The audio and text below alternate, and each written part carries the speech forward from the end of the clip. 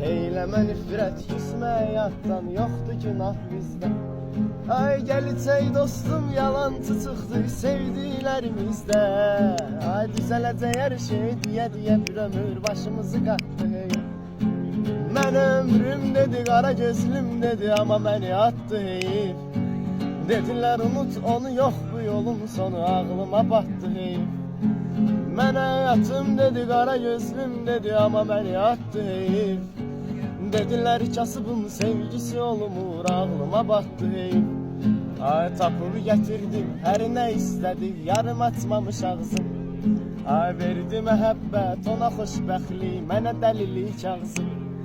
Ay tapıb gətirdim, hər nə istədi, yarım açmamış ağzım.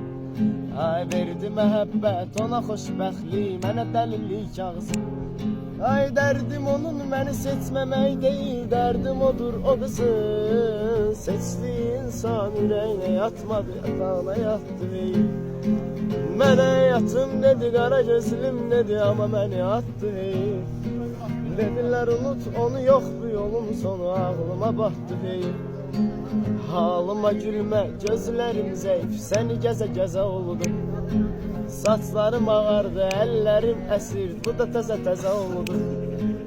Halıma gülmə, gözlərim zəif, səni gəzə-gəzə oldu. Saçlarım ağardı, əllərim əsir, bu da təzə-təzə oldu. Ay canımı bu dünya sıxdı ömür boyu, amma möcüzə oldu. Ürəyim əcilisə də içindəki adam sağ salamatdı heyif.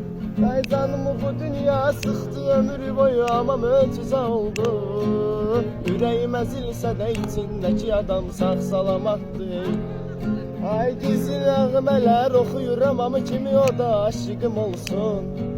Gizli dinləyib desin öz özünə, bu həmin nihatdır heyif.